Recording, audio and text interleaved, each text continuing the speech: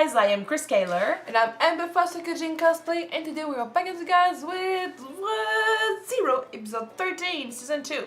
Yes, last episode we saw the true face of Echidna. After we've discovered what the second task was about, which is basically, I think it's about, figuring out that your life is not worthless, basically. That you matter and that the people that you leave behind care about you and stuff. But of course, even if it's that, Subaru did not understand it that way at all. He saw, the possible timelines he left behind every time he died, and he cared about all the people he couldn't save and all the people he left behind, and he basically punched himself over it, as Subaru will do. Yeah. But we were like, oh no, but see, they care about you, you matter to these people, so your life matters, and you shouldn't just throw it away, because that was his plan, die as many times as possible and stuff to learn as much as possible and fight the witch. But and fight the witch and the bunnies and kill Elsa and kill all the fucking enemies we have everywhere. Yeah. But yeah, that's not how he understood it. And he went to Echidna almost broken about it and asked a few questions. She almost manipulated him into agreeing to a contract with her. But thanks to the other witch. Yes. He didn't. He didn't. Because she is all about greed. She doesn't really give a shit about anyone. She doesn't give a shit about Subaru, that's for sure. She cares about what she can learn and get from the people that surround her. So I think that what did it for Subaru was her answer about Beatrice? Beatrice, yeah. Yeah. So he was talking about, and I also saw it, like we didn't mention it, but I saw it in the editing, he was talking about entering into a contract with the spirit, and if he had to choose, he decided that if he had to take one, it was going to be Beatrice. So hopefully that's how he saves her. Please. Because that could be a way for her to leave. We took it as Beatrice, wanted him to take all of her as, a confidant, a lover, someone he cares about and stuff, which technically he cares about her, but he's got Emilia and Rem in his life, so he can't do that for her. But maybe, yeah, as a spirit, having a contract with Subaru would be enough. Maybe. So we'll see how that plays out. But now we need to deal with the witch who showed up at the party, Sotella. She's there, so let's see what happens. Let's hope she doesn't curse someone to prick his finger when they're gonna be 16. Wrong movie/show. She wasn't invited to the party. Let's She go. might be pissed.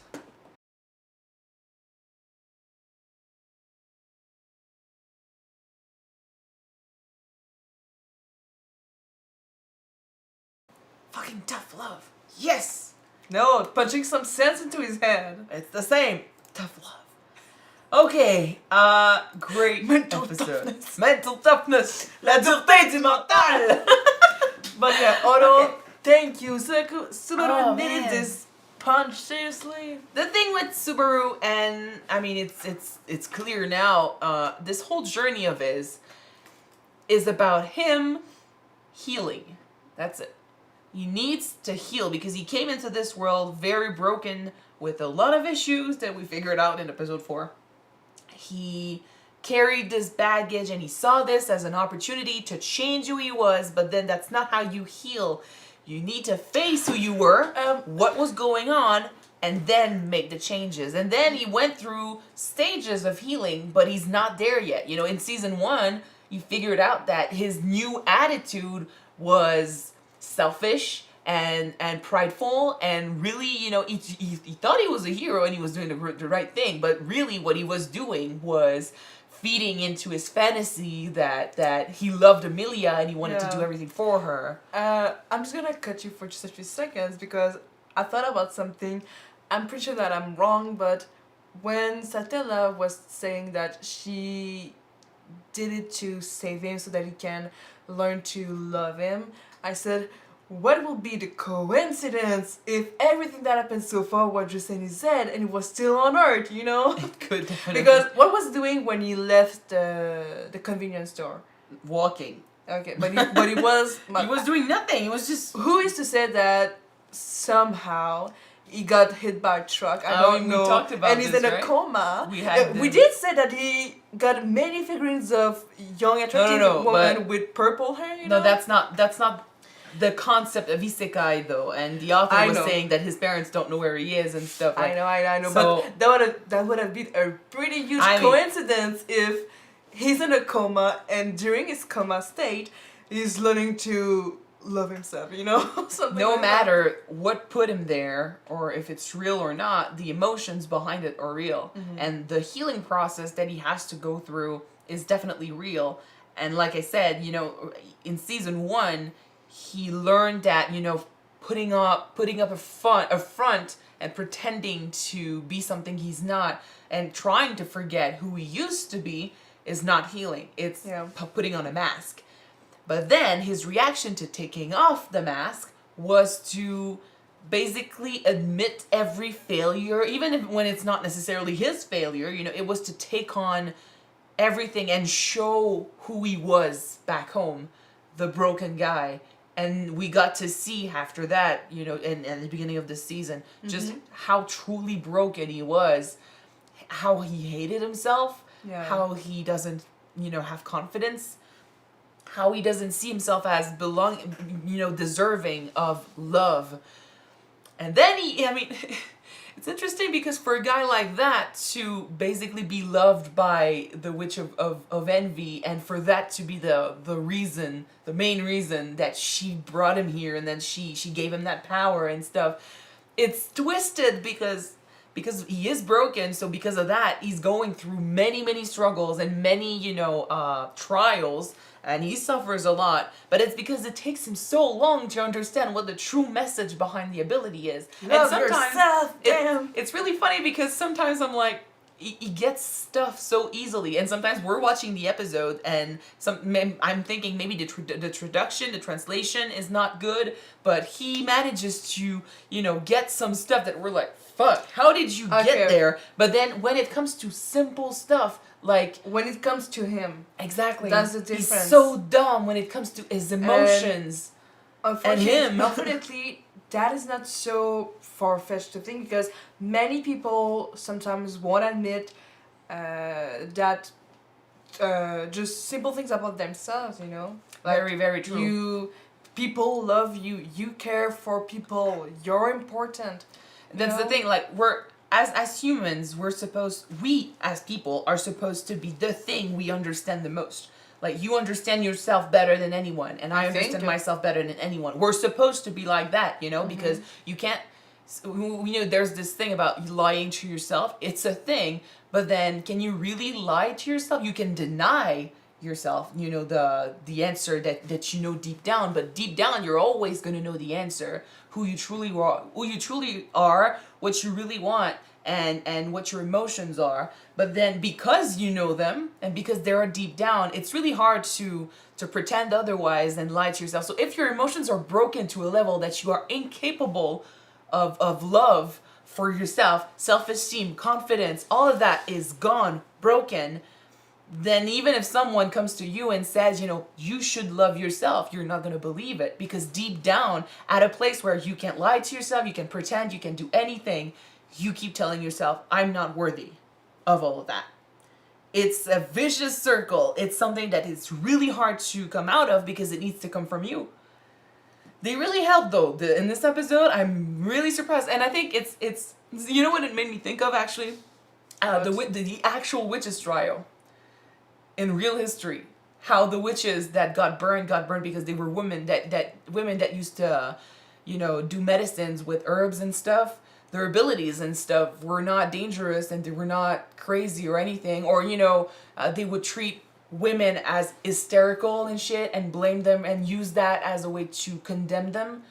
But they were never really culprits of anything, so they were wrongly judged and wrongly called witches and wrongly killed. I kept thinking about that, and I'm like, yes, they are definitely, you know, they are definitely controlled by their sin, and I feel like at their core, this is what makes them witches. You know, they're not mean or evil or anything, but their sin, when it comes to the witches, is so strong that they cannot help themselves. What they do, it kind of like Roswaal, is meant to be good, but then the way they do it, because they're blinded by, you know, by their emotions linked to their sin. They don't care about who they hurt or anything. They just do it with good intentions. But yeah, could use a touch of corrections here.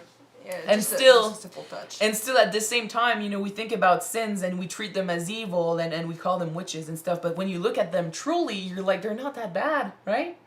I'm thinking maybe they were different in the real world. I don't know if it's about, you know, because they're here in this castle of dreams, they called it, and stuff. Satella definitely seemed a bit different in here than she was in the real world. And she did kill the witches, but then I wonder if maybe the sin is stronger in certain situations, or out there maybe, you know, it can overtake them to a point that, you know, they can control anything. But she is definitely, like, the way she said it, like, I think they are the true victims in that in there. She literally said, please come and kill me. And I take it as, I'm a victim of something I can control, and I love you. I need you to be the strong one here and deliver me, which could mean, you know, kill me and save me from this existence that I live in, because she's possessed. Like, she's literally possessed. Yeah. Have you seen that black fog? Yeah. She's possessed. Yeah. And he said he was gonna save her. Like, saving her could definitely mean killing her and you know, But- freeing her of this.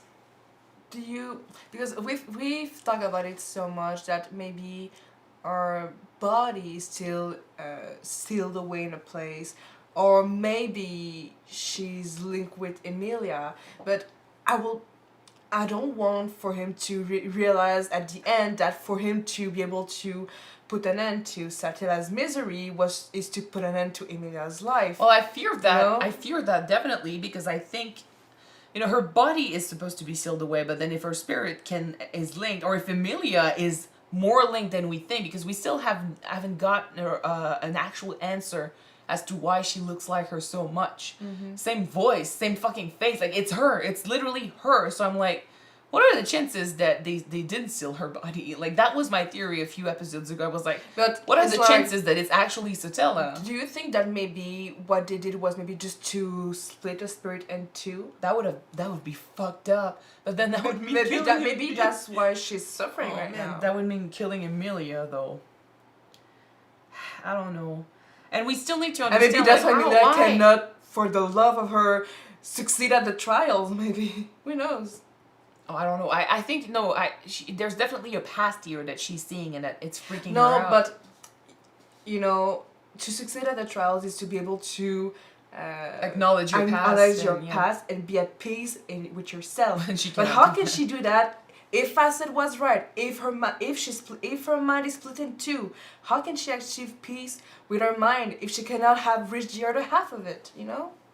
Well, she definitely sees some stuff when she's in there. One of my theories back then was that, you know, she's seeing Satella's memories and she doesn't connect with them at all. She's basically saying, you know, they keep treating me like that and it's not me. But then it could also be that she's just seeing people treat her like shit because she looks like Satella and because she's half health. You know, there's racism there going on too. So, I mean, and her past is not a happy one. You know, there's a reason why Puck stuck around with her, although now he's gone. But, yeah, we'll get to see, because now it looks like she'll have to do the trials. But we'll see. Yeah. We need to focus on Subaru this episode, though. I thought it was it's really sad, because, I mean, we know what he needs to do, but it's like the easiest thing to say and the hardest thing to do for him to love himself. It just doesn't happen like that, you know? Like, just Petrush just showing up and helping him. We know he cared about Subaru. We've known it for a while, and Subaru had many occasions to see and confirm that, and then yet this episode, he had to really take a moment to realize, shit, you care about me. And he didn't say love or anything, like, it's you care.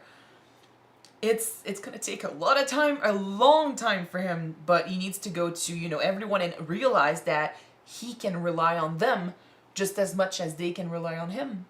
It's not just about him suffering, which, by the way, was also very interesting how, you know, we've always said that Subaru has pride and selfishness, you know, that go against him and stuff.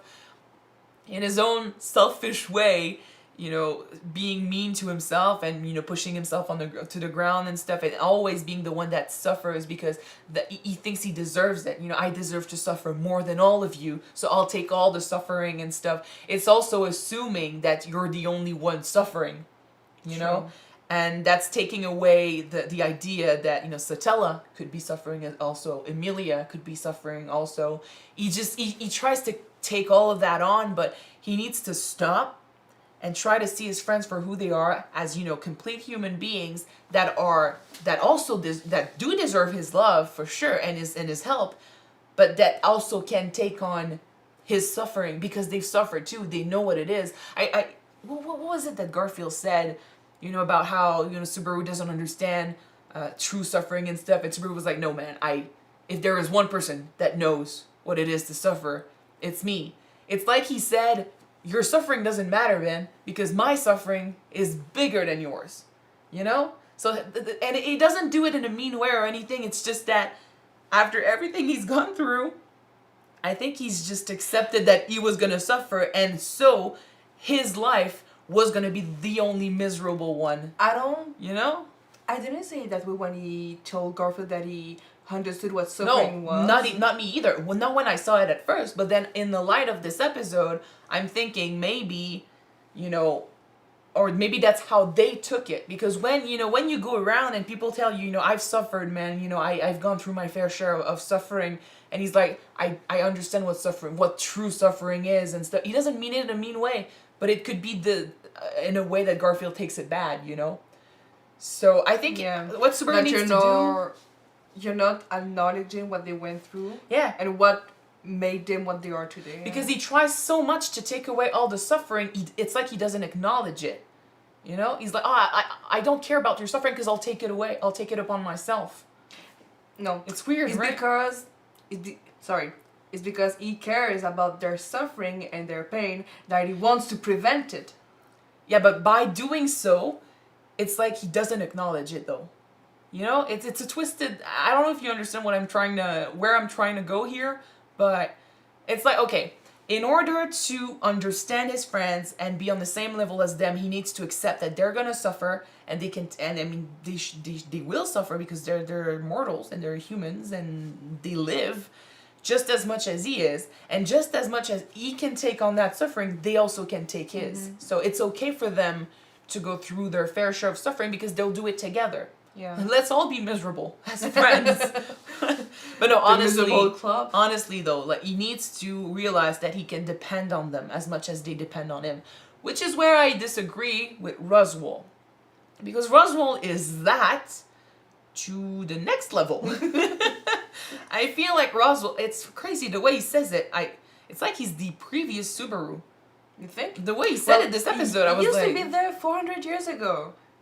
Well, yeah, but he kept saying he was, I've become crazy ever since I've been enchanted by them and stuff. And I'm like, okay. And you keep saying that you and Subaru are similar, and Subaru is your hope and stuff. Like, what if he was also supposed to do something? Like, he was chosen to do something, and then he couldn't do it because he wasn't strong enough, or I don't know. And he's trying to give Subaru the strength to do what he couldn't do eventually.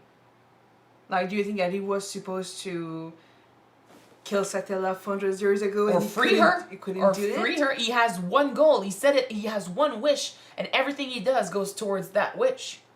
And it looks like Subaru is the one that's gonna, make that wish a reality. It's true though that technically they said that if you truly love Emilia, you need to put her first and you second. But I agree with that part of his speech a little bit about how sometimes, sacrifices. Unfortunately, you'll have to make sacrifices. Like, you cannot save everyone. That's putting too much pressure on your shoulders, and that's assuming that you have enough power to actually change fate like this. He's been trying so hard without anyone helping. Yeah. I think it's what destroyed him. I do agree that sometimes, in order to do what's best for someone, you cannot always, do what they want. Like, Emilia doesn't want to do the trial. She's trying to do it, but she doesn't want to face her past. And, trying to, help her and stuff, it's good. But then not letting her do the trial when you need her to do the trial because she needs to heal from that. She needs to face her past and do the trial because it will be good for her. Yeah. That's the right thing to do. So not letting her do the trial would be bad for her, even though that's what she would want, It's an example, but yeah. So basically, every time he's doing something for Emilia, he's doing something because because he thinks that's what she wants, but maybe what she wants is not what's best for her, not always. So in that way, I did agree with Roswaal a little bit. And then he went on and said some crazy shit like, you need to be rid of everything. You need to trample Emilia if you want to, go beyond and save Emilia. And I'm like, okay, that's a bit drastic. And then he was like, eventually you'll become someone who will be so focused on that one ending and that one person you get to save and that one thing you get to save. He's like, dude. Okay, breathe in.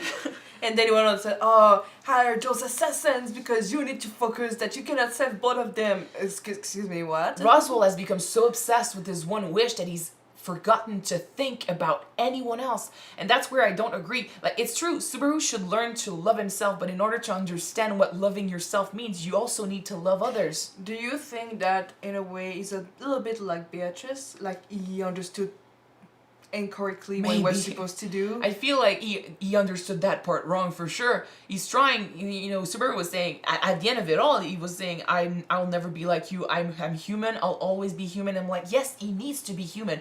Maybe if Roswaal had a mission or something to do and he didn't manage to do it and now he needs to rely on Subaru, maybe he failed because he let go of any humanity he probably had. And unfortunately, he's trying to do that to Subaru now and doing drastic shit like trying to force him into, becoming this cold-hearted robot that's just focused on one thing and full of resolve. And I'm like, you're not doing it the right way at all. No. And you're just putting, sticks in his fucking wheels. Like, you're not helping. No, you're not helping. So, yeah, So for Subaru to succeed, he doesn't need to cut away everyone and do things on his own, which is what he tried to do and he didn't succeed. He needs to gather his friends, trust them as much as possible, and trust them to help him and value his life because he is not expendable. He shouldn't be expendable. Even with his power. If he makes a mistake, don't take it as, proof that you're worthless. Take it as a mistake. That's it. And you move on. And you again, if you need to confide, to say anything, to pour your heart out to someone, you've made friends. Speak to them, which is why I love that Otto is with him right now. But yeah, I'm glad that, I love that we have a villain who's not a villain so as much as we thought she was, But like I said, like a bunch of times, it is a vicious circle because even though that we know and we preach for him to understand that his life matters, he shouldn't be gladly facing that so many times. The thing is, if you had the possibility to save people that you care about from certain death by dying, like you can do something to prevent it, but you need to die for it. When I was saying I don't agree with Roswaal when he says, you need to be willing to make a lot of sacrifices and focus on that one thing. This is where, this is an example of, well, it doesn't work always, being human enough to be willing to make a sacrifice to save, the people is good. What Subaru did wrong is he was willing to give up easily over and over and over again because he didn't value his life. Giving understanding that your death and your sacrifice would save someone and understanding the weight of it. That's what Beatrice did to him before. That's what others did for him before. Yeah. When he does it, it's not the same. It's never been the same because he knows that he's going to come back. So the suffering, it's always been about, how it's irrelevant because the suffering doesn't matter because when he comes back, no one knows about it, no one talks about it, and it never happened, So this whole situation basically poisoned his way of seeing death, which is crazy because if you add that to how he sees himself, it is even worse. Yeah. Anyway, he's a fucked up character, which I love. And he needs to go through a lot of stages to heal. But now what do you think he's going to do? Because he's not allowed to pass the trial anymore. He's going to need him. Emilia needs to do it. Emilia, or do you think he's going to try or and Garfield? convince Echidna? Oh, Garfield can do the trial, yeah. Echidna said that Garfield fears the outside world and he needs to basically come to terms with that in order to to move on, basically. And we know he can pass the trial. We know there's something that scares him about, you know, the trial that he doesn't want to pass and stuff. Maybe what scares him is succeeding. We don't know. Or maybe something happened to him outside, and that's why he's afraid of going back and shit. But I don't know. Yeah. Maybe connecting with Garfield would be the key if Emilia cannot do it. There is hope. There is hope. All right. So thank you guys so much for watching this episode with us. It was a long discussion. If you enjoyed it and you want to see the next episode right away, it is on Patreon already, or it will be very soon. Check it out. The link is in the description. Yeah, so you can wait and see you next week, guys. Or you can watch the next episode on YouTube next week. Yeah, You forgot like half of the closing. half of my sentence. Yes. I know. So wait for the next one on YouTube next week. See you in 7 days. Bye.